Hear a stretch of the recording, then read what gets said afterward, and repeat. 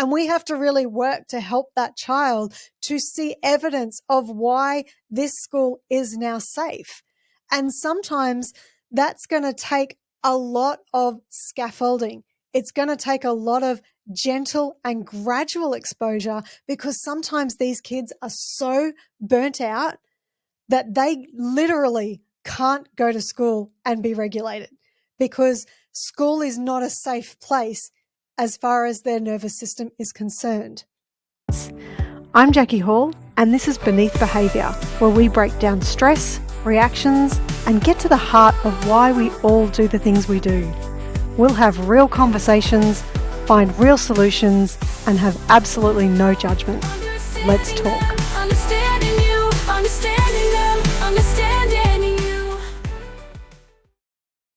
Hey everyone, welcome back to the Beneath Behaviour podcast, where we're always looking to understand what's going on underneath our stress, our emotions, and our behaviours.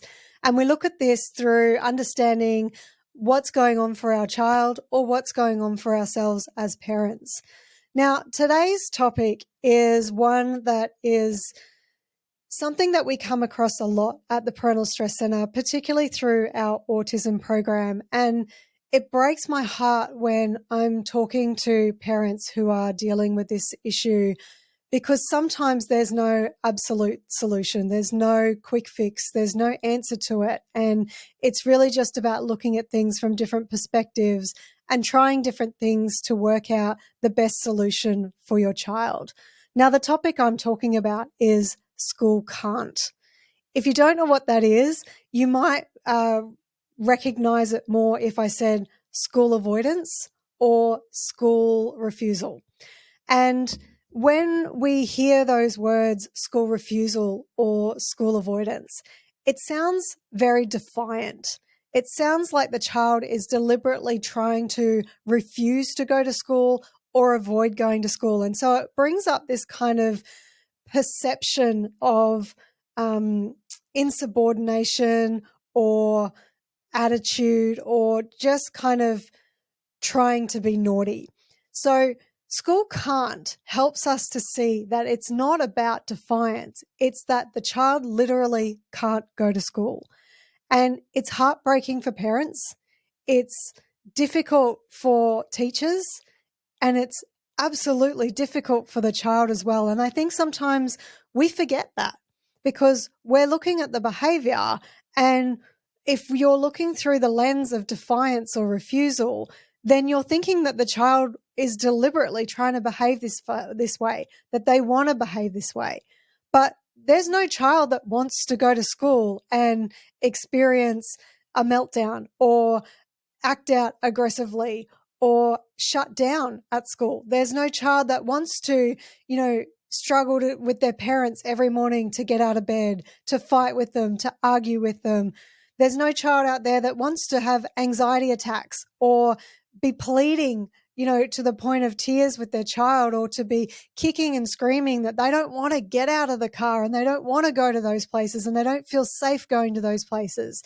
There's not a child that wants to run away from classroom and expose themselves to their peers as being the difficult one or the disruptive one, or the one that sometimes even gets a whole classroom or a whole school evacuated because of those survival behaviors.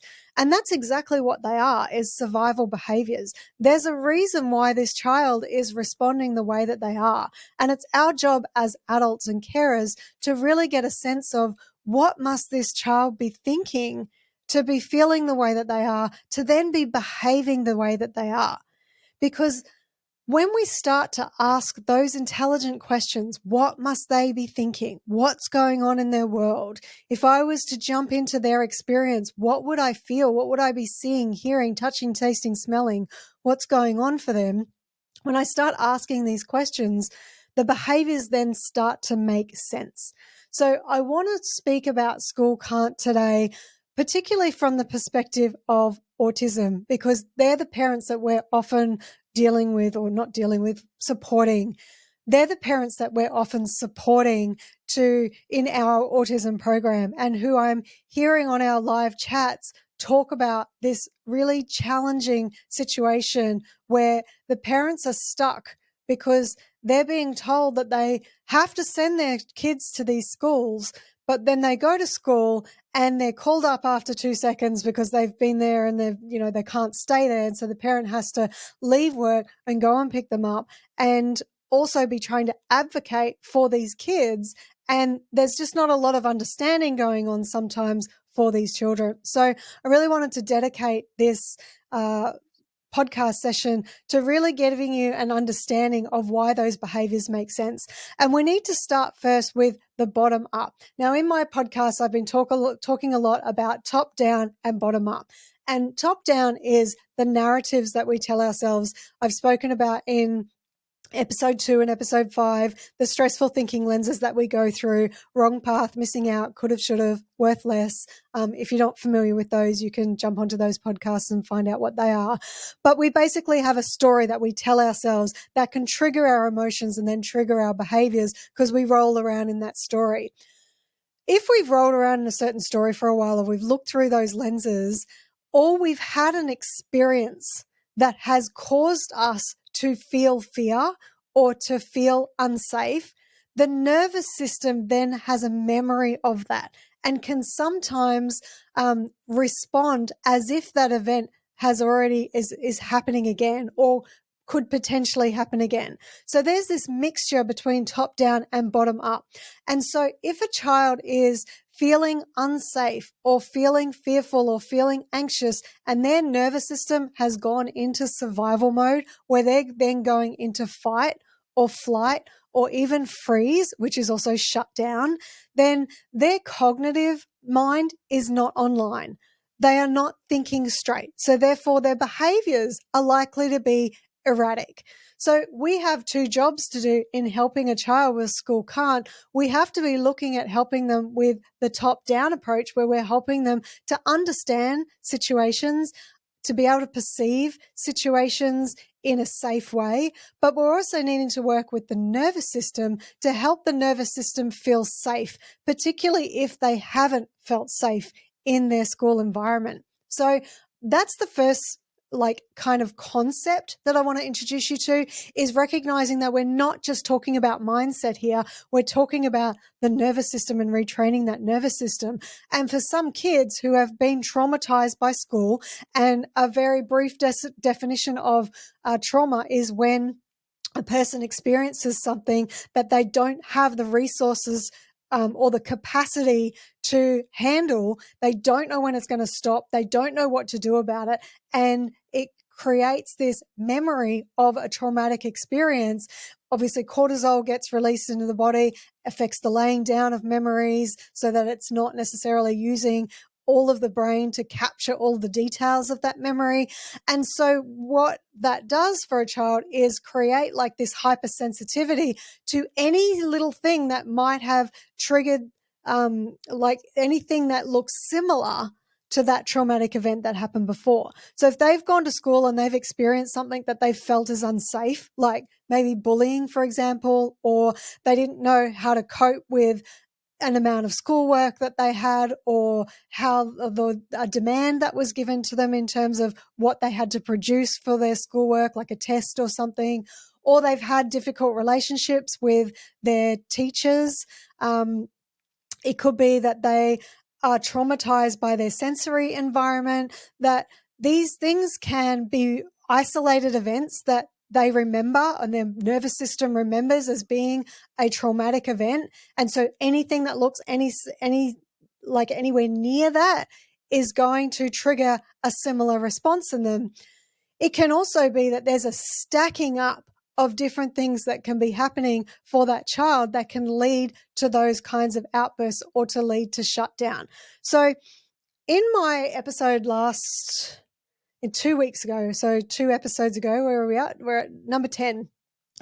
I gave you a framework called SUPER, which stands for self-awareness, understanding, prepare, plan, teach, environment, culture, and relationships. And these 5 different areas are what we need to look at when we're trying to support a child to handle something differently or change a certain behavior. Now, I want to focus. I'm going to be all over the shop today. I'm not going to go SUPER. I'm going to start with the U.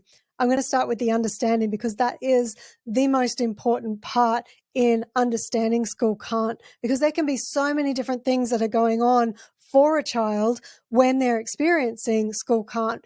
Now, whenever a parent comes to me and says, I'm having difficulty with school can't, what do I do?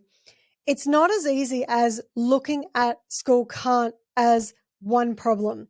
We have to look at different categories of schooling that could be potential triggers to your child, because they can have isolated and often complex solutions within each one of those categories. Now, the first category is what can often be the most obvious, which is social. What's their social interactions like with other kids? Are they being bullied? Do they feel safe? Do they know what to do in those situations that they're having to, interact socially? When is the social difficulty happening? So if you're asking your child, so what I would recommend is when you're trying to understand what's going on for your child, you're looking at it from these different perspectives. You're asking your child about these different perspectives if they're able to communicate with you. If not, then you're looking at these different categories through the eyes of those who are observing to see if you can put together some clues that make sense of why that area of their schooling is difficult for them. So social interactions can include what's happening at lunchtimes. Do they know what's happening at lunchtimes? Are they able to interact with their peers? Some kids I know, parents have spoken to me and gone, actually, social side of things is fine. I feel like my child has a great group of friends and they're actually able to be themselves outside of the classroom. It's more inside of the classroom that's difficult for them. Other parents are like, no, they're actually okay inside the classroom, but outside of the classroom is where they find it really difficult. They find it really noisy, really hard to follow the conversation, understand what's going on in a social context. They can be getting picked on or bullied or both. And it can be very difficult. So we're needing to then look at, if that's the area, what specific part of social interactions is the most difficult. Now, when you're trying to get this information off your children, sometimes it can be easy to ask them. Some kids are going to be good at being able to respond to the question, what's wrong or what's going on or what's the problem? But some kids are going to find it easier for you to ask, what is the ideal? So you can use a magic wand question that, if I could wave my magic wand and being out in the playground or interacting with friends was easier, what would that look like, or what would be different? So that can often help to bring out a different line of thinking about social interactions, because sometimes it's difficult to articulate what exactly the problem is, because sometimes they just don't know. But they can say things like, if I could wave my magic wand, I would understand what they're saying. Or if I could wave my magic wand, they'd be kinder to me. If I could wave my magic wand, I'd be able to sit by myself in the schoolyard or go to the library and read books or play puzzles, or I'd be able to bring in my iPad to school and play games so I had some time to myself. Like, it might be that through the answering of the ideal question, you may actually get clues as to what the problem is. So always try to use both lines of questioning when you're trying to understand what's going on for your child. So the social element is one element, and I could go into so much detail with that, really kind of fine-tuning what that difficulty is within the social situation. Social can also be the masking that's going on for your child. A lot of parents experience educators saying to them, I don't know why you're saying there's a problem, because this child is perfectly fine at school, but when they leave school, they end up having like a meltdown, aggressive behaviors, and often that's because of masking. Because what's happening a lot of the time with the child is that all these different categories that I'm going to talk about tend to stack up, and they're trying their best to pretend that these things aren't affecting them, or they're trying to change who they are fundamentally to disguise the fact that they're autistic or they've got differences. They don't want to bring that to their peers' attention. So they're trying really hard to manage all of these challenges that they're having so that no one would know. And it's absolutely exhausting, particularly when there are no breaks and the nervous system doesn't get a chance to reset and calm down from all of this angst that gets stacked up for this child. So just know that all of these different categories that I'm going to talk about are potentially contributing to your child not only stacking up in a day, but stacking up over a week, over a month, over years, to the point where a child can end up in nervous system burnout, where they literally cannot go to school. And if they're forced to go to school, you will see these kind of really extreme behaviors because their nervous system is looking for a way to survive, because their nervous system has identified that whatever's happening to them is a threat. And we have to take that seriously, because with school with academics, you can always teach somebody something new when they're in a regulated state. You can teach new information. If they're delayed in learning, they can learn things at a later age. We see this all the time as adults who might have left school early or had difficulties at school. They're able to learn in new ways, especially with internet and all of these different resources that we have. A child has lots of opportunities in their life to be able to learn. But when we're experiencing trauma, when we're experiencing self-esteem issues, that is a lot harder to undo. So the most difficult part of how we approach school can't is recognizing that the absolute priority needs to be the well-being of the child's nervous system and their self-esteem, because that's going to be really hard to undo if they're continually getting those reference points of trauma. And I don't say that because I'm trying to urge parents to take any particular action. I know that this is a really difficult topic because sometimes parents feel like they don't have a choice but to send their child to school and they don't know what else to do.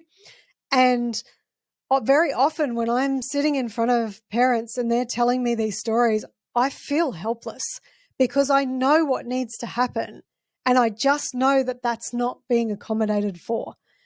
So the best that I can do is keep reiterating that when a child is in that dysregulated state, they are not learning anyway. And the more dysregulated they are, the more that's impacting their trauma, their reference points on life and how to interact with life. And it's referencing, or it's creating a reference point of their self-esteem, their identity, who they think they are, and the narrative that they will tell themselves because of the experiences that they're having. So I urge parents and carers to really think about that, especially educators who might be listening to this, who may need to really understand what's going on for that child so that we can start to help them.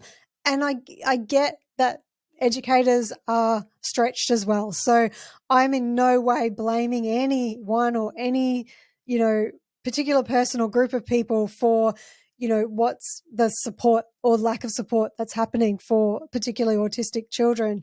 Often, your hands are tied. You're in a system that is just not accommodating for neurodiversity.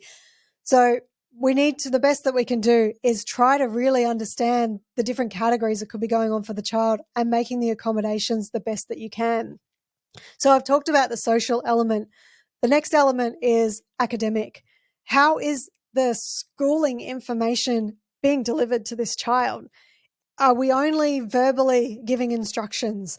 Are we doing it in different ways? Are we helping them to learn through videos? Are we helping them to learn through social stories? Are we helping them to learn through experiential understanding? A lot of the time, it's changing a lot now in schools, but a lot of the time it's still very reliant on rote learning, that we say it or we read it and then we interpret it and then we memorize it. And so, that's not necessarily helpful to an autistic child. The way that the information is being communicated, in my last episode, I talked about executive functioning in autism and how many different parts of the brain have to communicate with each other in order to be able to process information know what to do with that information, and then organize the response to that information to execute what you've got to do in response to the request or in response to what you've been asked to do.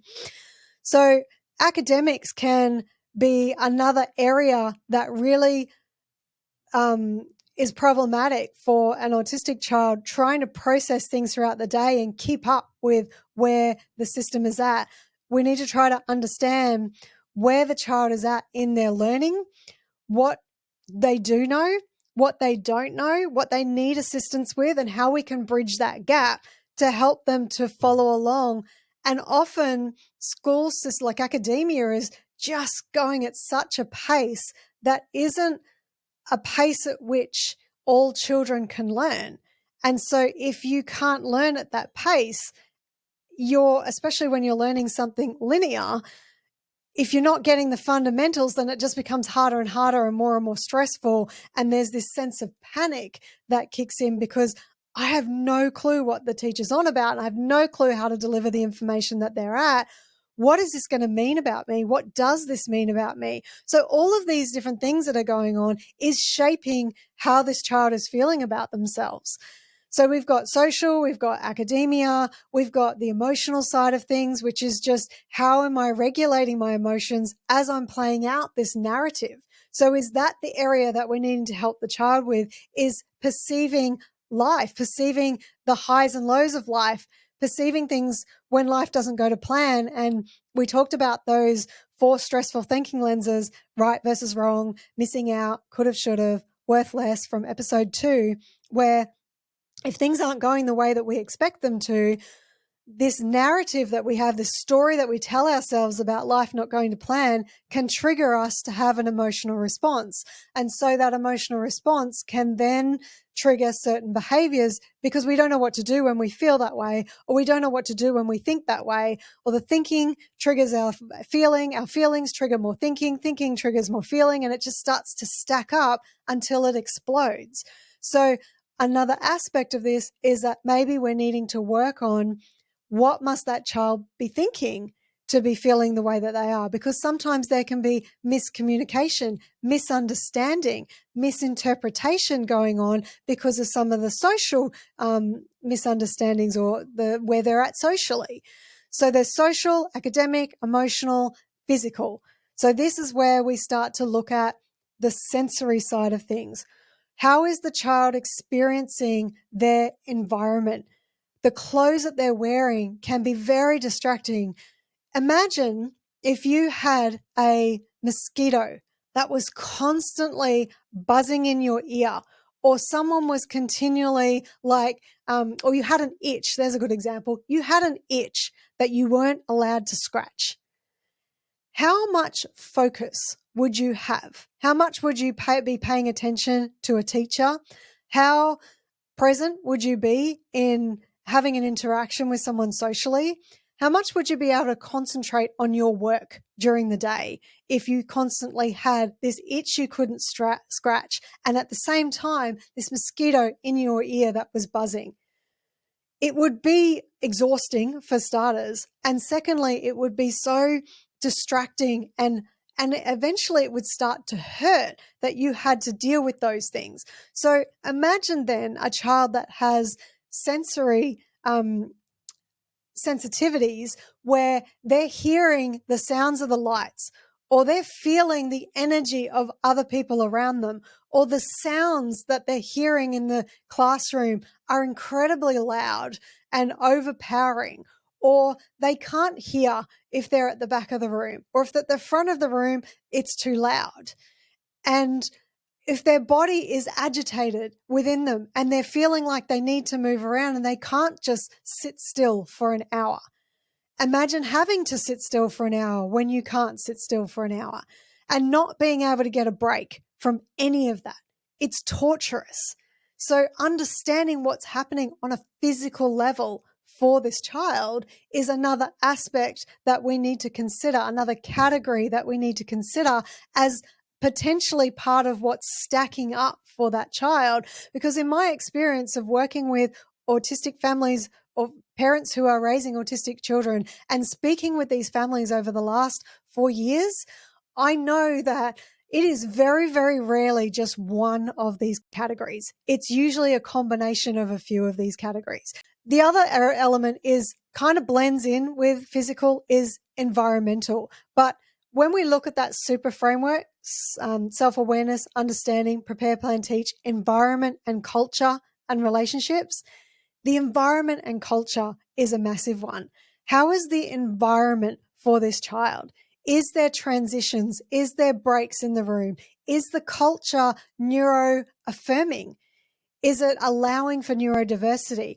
Is it a culture in the classroom that is helping the child to feel like they don't have to mask, that it's okay for them to stim, it's okay for them to take a break, it's okay for them to be who they are without being seen as weird or silly or dumb or any of those derogatory things that often young children, especially, or even older children, perceive as being different equals wrong, or different equals there's something wrong with you.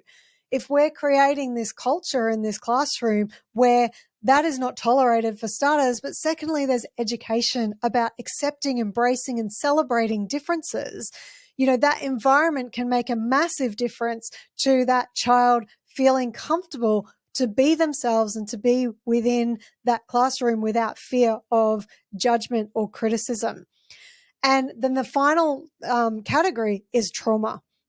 If, like I said before, if your child has experienced situations at school that were traumatic to them, or the buildup of these different categories is proving to be traumatic every day to go into that school environment, then it's going to be very difficult for that nervous system, even if it is safe. So parents have said to me, we've changed schools. So I just spoke to a mum the other day who moved schools, and the school was horrendous for her child. She only lasted 4 days there. She experienced a lot of trauma there, has gone into a new school where the teachers, the educators are very accommodating, are very across the board with understanding autism, and is trying to help this young girl. But she has had traumatic experiences, and her nervous system is just saying that this that I'm experiencing must equal that because there's so many similarities. And that's how the nervous system works. Because it's saying that if I'm in a classroom sitting at a desk, then that must mean that this potential scenario that I experienced that was so traumatic could happen again. So it's going into a fight response. And some kids may go into a flight response or a shutdown response, but all of these are survival mechanisms. And we have to really work to help that child to see evidence of why this school is now safe. And sometimes that's going to take a lot of scaffolding. It's going to take a lot of gentle and gradual exposure, because sometimes these kids are so burnt out that they literally can't go to school and be regulated, because school is not a safe place as far as their nervous system is concerned. So this U part of the super framework is looking at making sense of that child's behavior, whether it is one event or one aspect, one category that is continually triggering for your child, or whether it is a combination of several of these areas.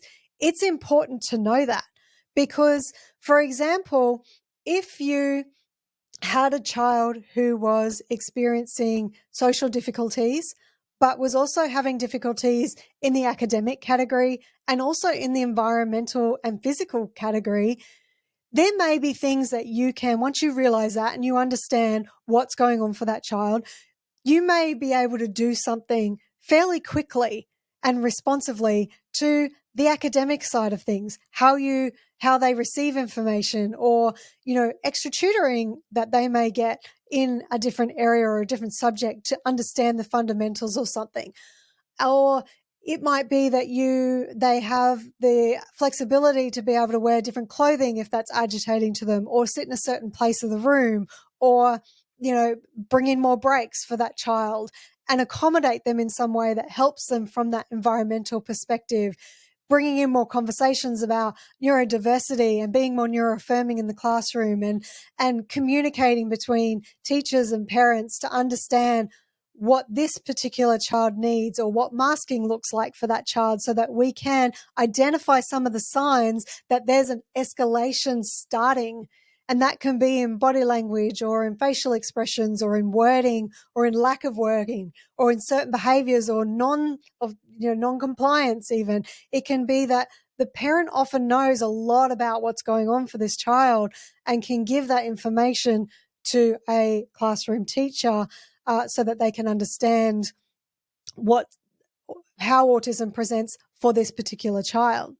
Now, if you're able to put in some of these immediate measures to support that child, it doesn't mean that all of their problems or all of the challenges disappear, because sometimes that social element can take a little bit of time and therapies, with psychology or OT or speech therapy, to really understand some of the nuances that they may be having difficulty with in that social situation.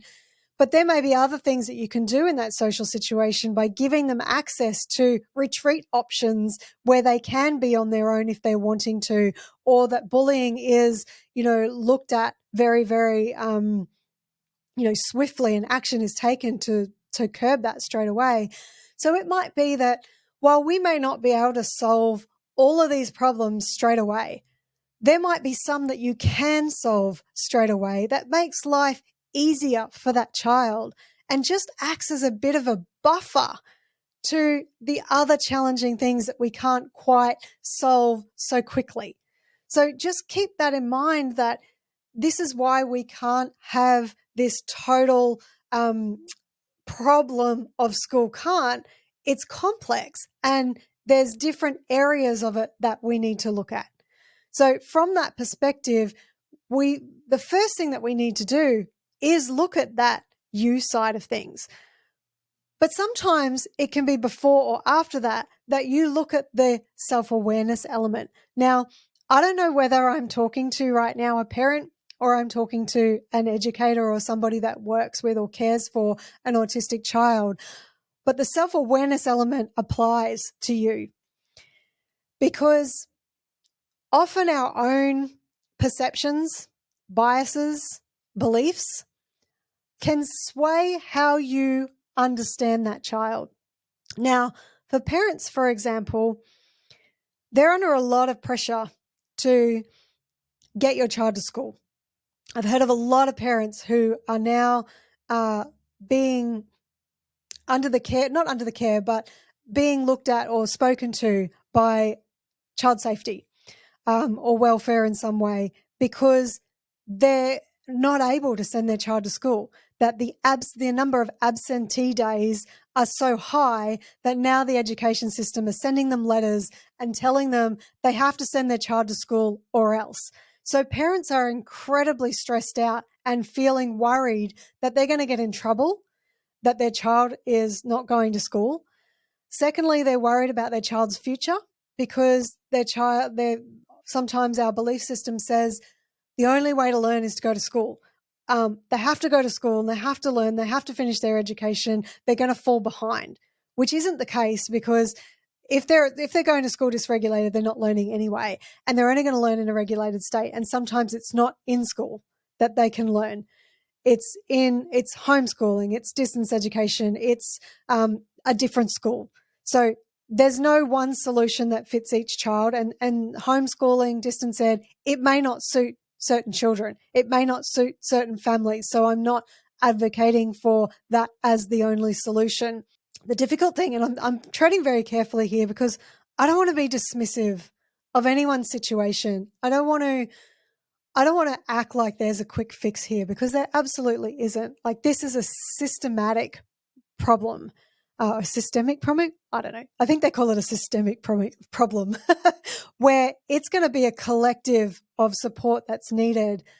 But I do know that some parents are needing to completely rearrange their families to support their child to be able to be homeschooled and to unschool, which is not following a curriculum, which is child-led and using the child's interests to learn different things at home, sometimes even temporarily, so that their child can recover, their nervous system can recover to be at a point where they can start to re-engage in the school system, which, like I said, is going to be often a slow burn of a lot of support, a lot of gentle exposure, a lot of resourcing, a lot of allowing them to have retreat options. It might be for some kids, they go to school for 2 hours in the day and that's it. Or that happens 3 days a week and they're with a carer the whole time, or they're with you for the whole time because they're needing a safety net. They're needing that safety buffer to come back to. So if you are looking at a homeschooling route, or you're thinking, because sometimes our belief systems or our perceptions of things can not only skew your ability to understand what's going on for your child or the child that you're caring for, because you can be seeing them as being defiant or being naughty or being the disruptive one or being the problem maker or being the bane of your existence, any of those things that as human beings, we will run our own narrative about this right, wrong, missing out, could have, should have, worth less.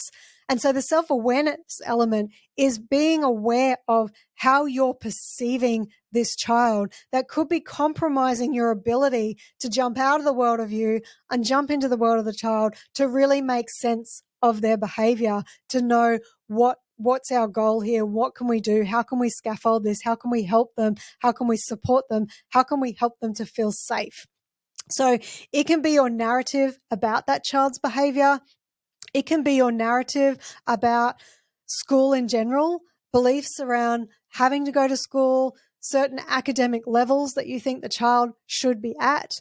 It can be the fear of what could happen to you if your child doesn't go to school. That can be so overwhelming for you in your narrative that it is difficult to jump out of the world of you because your emotions are so strong and so fearful about your child's future and your own future if you get in trouble for this. So I'm not saying that this is right or wrong. I'm not saying you shouldn't be feeling those feelings because they're absolutely valid feelings to have. I'm saying that sometimes our own feelings, our thoughts can sometimes stop us from being able to understand or jump into the world of our child. And that's just human nature. That's just our own nervous system trying to protect ourselves and, go into our own survival responses. When we're in survival mode, our thinking brain isn't online either. So sometimes the first step is trying to change your own narrative and trying to come down from that fear. And you might need to work with your own psychologist. You might need to work on reframing how you're viewing it, expanding out to that bigger picture. Potentially episode 5 may be helpful to you, where I look at how you can upgrade those 4 stressful thinking lenses. You might need more than that, or it might be enough to kind of make you think of things in a slightly different perspective that helps you to kind of feel calm enough to then be able to look at what's going on for your child. So looking at your narrative about your child, your narrative about your own situation, and that can include things like worried about your own job, finances, your career, feeling resentful about you having to give up work or not being able to go to work, worried that you're going to lose your job, feeling sad and frustrated because you can't do the things that you're wanting to do. These are all normal human emotions, and this is what parents are going through. If you're not aware of this already, that you're caring for a child, just know that if you've got a parent that might be a little short with you, frustrated, coming across the wrong way, they've got a lot going on. And we need to have some compassion for autistic families when they're facing this issue of school can't, because it's complex and there's a lot of different things that we're needing to work together to help with. It's a collective effort. So this other self-awareness element is being aware of whether I'm looking from a problem-focused perspective or a solution-focused perspective. Am I looking at all the things that can't happen, won't happen, or isn't happening? Or am I looking for the potential solutions? And for example, and this isn't to say that this is right for all families, I just want to keep clarifying that. But for example, sometimes we get so fixed on, I have a career and I go to work and my child goes to school. I'm so fixed on trying to find the solutions for that scenario that I'm not looking at a potential where I could be experiencing something different, that maybe there is another pathway to work or explore a career or take a break from your career or have your child at home with support in another way. I don't know what all of those ways are. I know that a lot of families are making it work in different ways, and they've all got different approaches to that. So the only reason why I'm bringing this up is to help you to recognize whether maybe there is a pathway that you're so attached to that you're not contemplating another pathway.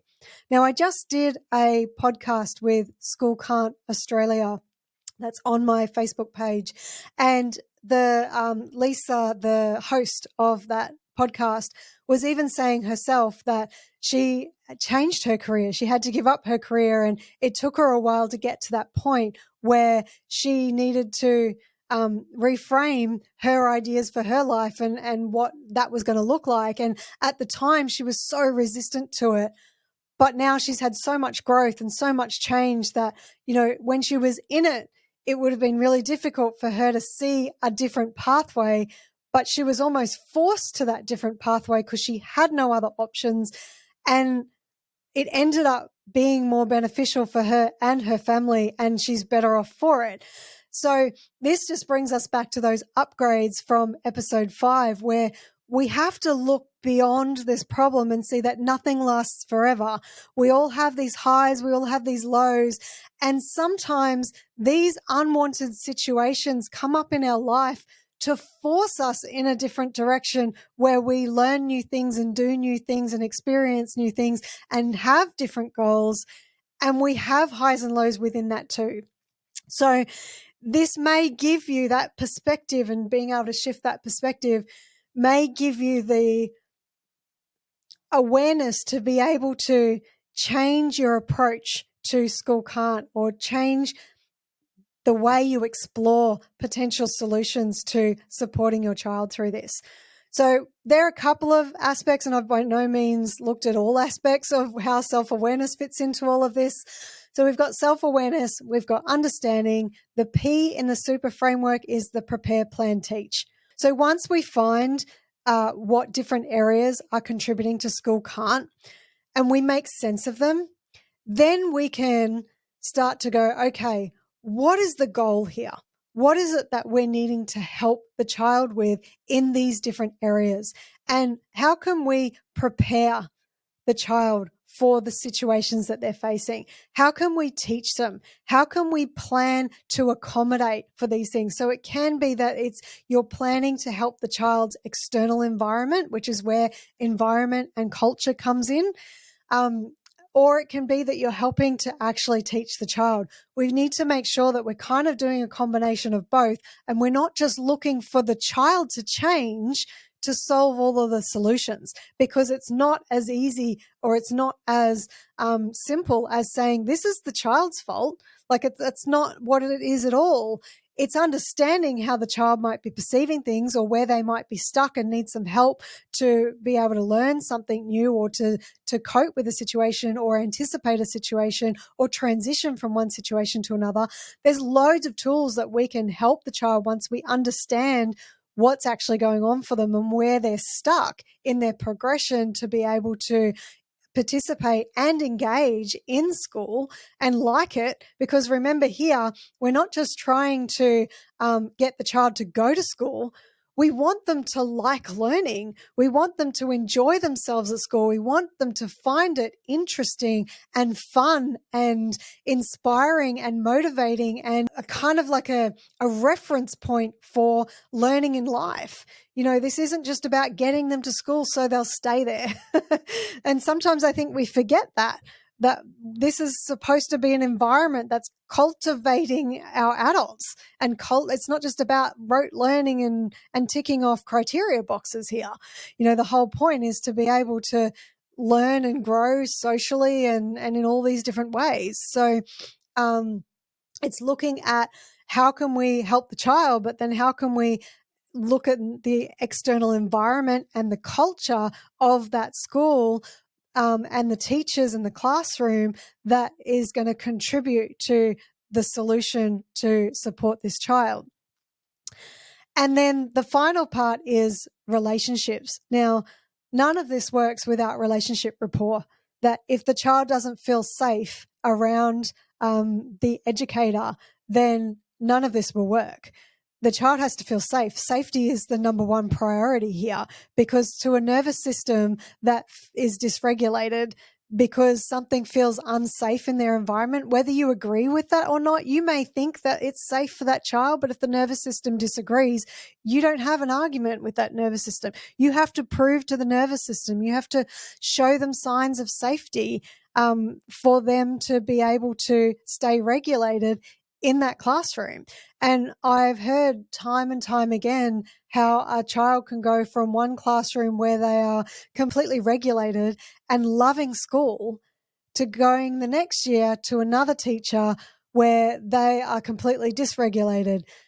I urge, if you are a teacher who has a dysregulated child in their classroom and the child has not been dysregulated the year before, that, and I'm not saying this is always the teacher's doing that triggers that shift from one year to the other, because as I've spoken about, there's so much complexity to this that it's not about blame. It's about understanding.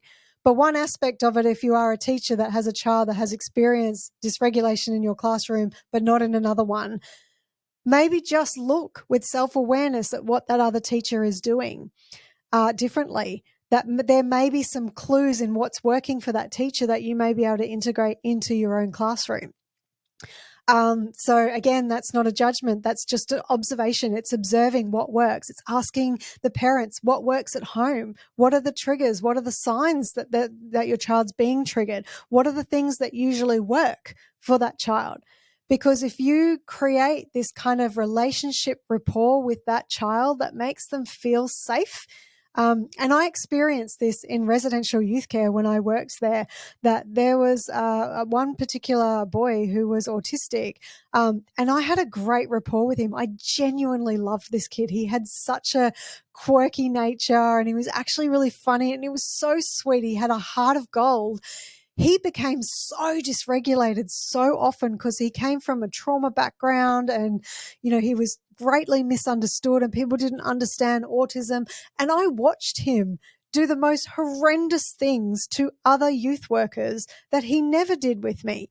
He still got dysregulated with me, but he never attacked me. He never did things to the house that would affect me. He was very sweet to me. He had boundaries with me within the constructs of what I was allowed to do in terms of boundaries, but I found ways to have boundaries with him. But we had so much rapport and I never put him down. I never picked on him. I never judged him. We just worked through stuff that when he had a bad day, we just talked about the bad day and just, oh, well, that happens. Let's do it differently next time. So we had all of these, I didn't know it at the time because I hadn't created the framework, but I was using that super framework. I was very self-aware of what I was thinking and feeling and using my own regulation tools and helping him through my own self-awareness. I was understanding why his behavior made sense. I would help him prepare for things, plan for things. I would teach him things. I would change the environment to accommodate him. And I built a relationship capital with him that worked that came in handy when he was dysregulated, because I became a trusted person, because I liked him. I respected him. I was interested in him.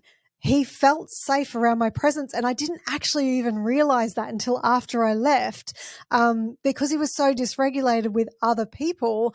I often thought that I would end up being his target, and it was only when I left that he said to one of the other caregivers, I really miss Jackie because I felt safe with her. And that just broke my heart because I just didn't realize how powerful that was to him to feel safe.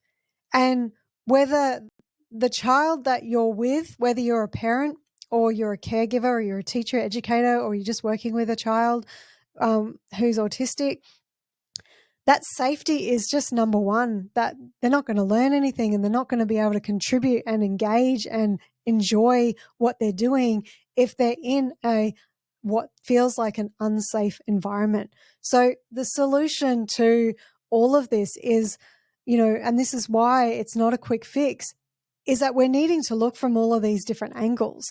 And that's why I said at the beginning that it breaks my heart when I'm listening to, I get quite emotional because I hear these parents who are struggling and I can't help them because I can help them with the concepts, like I'm saying in this podcast. I can help you with the concepts of what to do or what's needed for your child.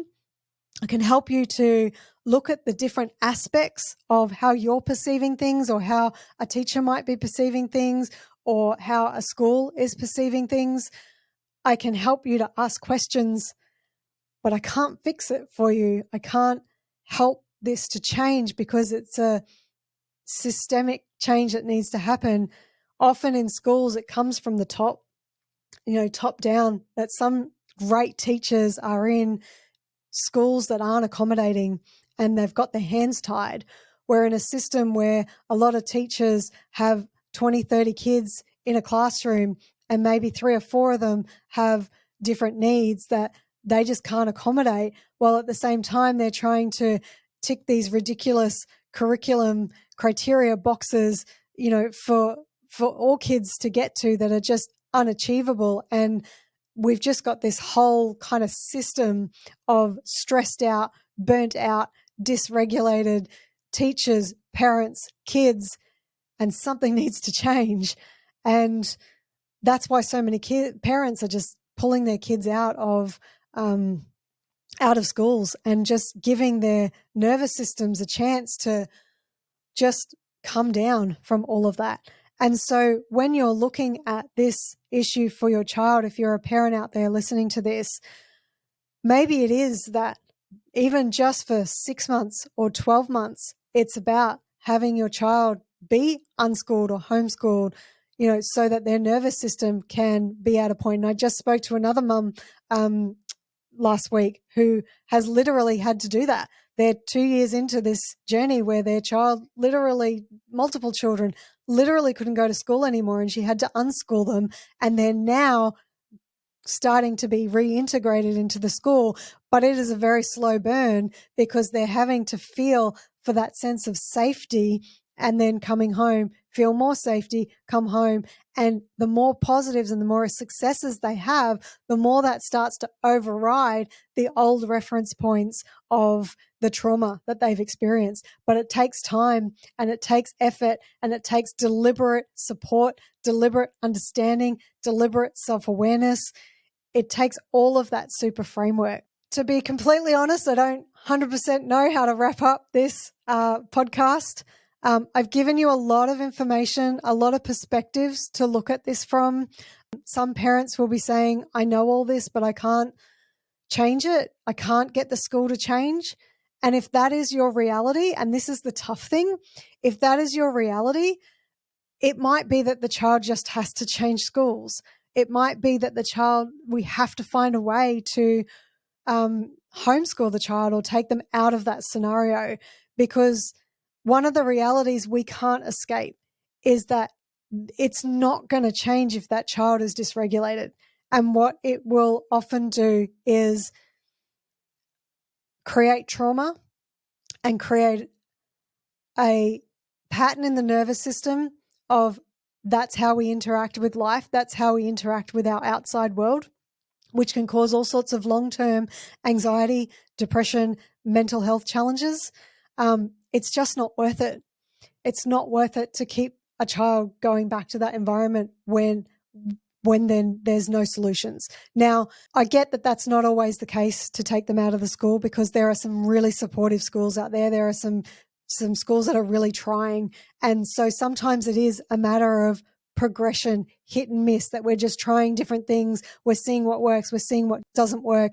It's about the effort that we're putting in. It's about the conversations that you're having with your child while you're trying to put those things in place. It's about creating buffers for your child while you're putting those things in place. That if you can't take them out of school, advocate for breaks so their nervous system has a chance to reset, to come down, so it's not stacking up throughout the entire day, all of these challenging aspects of school that's leading to these enormous outbursts and breakdowns and shutdowns, and school can't. So that can make a massive difference. It can be that they have mental health days. So if they're really struggling at school, it might be that they're able to stay at home and just have a day where they're just chilling out and relaxing before they go back into that environment. So there is a no one size fits all, because even as I'm saying this, and it's interesting as I'm doing this podcast and I'm talking about these things, all these different parents pop into my brain from our autism program, because I look at I'm always trying to look at it from so many different people's perspectives. So I make sure I'm inclusive of as many situations as possible. And I know that every podcast I fail at that, because there's so much complexity to autism in terms of the spectrum of how it's presented and the spectrum of challenges that can come with it. But as I'm kind of thinking about this, I'm already aware that sometimes letting your child have a mental health day is a rod for your own back, because when you let them have a day off, it's difficult for you to get them back at all. So even in saying that, let them have a mental health day, it may not be the right thing for your child. So I just encourage you that if school can't is something that your child is having difficulties with, and your family is kind of torn apart by, just listen to the aspects of this podcast that really make sense to you, that you feel like you want to act on. Disregard anything that doesn't apply to you or, is insensitive to your situation, because it's almost impossible to be sensitive to all the different scenarios. But I just hope that there's something in that can help you to kind of maybe even look at one of those aspects differently, look at them collectively, look at whether they're being stacked up, look at whether maybe there's some something that we can integrate in there that acts as a bit of a buffer to some of these challenges, to just kind of bring that nervous system down a notch. And I just hope that you have the support in the school, the support in the therapies, and the support for you that is going to help you guys through this difficult situation. And just remember, we do have our 9-week autism program that looks at, all of these narratives, the stories, the top down, the bottom up, school can't, PDA, aggression, meltdowns, shutdowns, anxiety. We're looking at all of those different things in our program and giving you the support along the way to work through those things and apply them to your family. So if this has resonated with you and you want to know more, please go to parentalstresscenter.com to find out more about our autism program. But thanks for listening, guys. I wish you all the best. Look after yourselves, look after each other, and I'll see you next time. Come and join in the conversation by following Beneath Behaviour on socials for daily tips, insights, and support. See you there.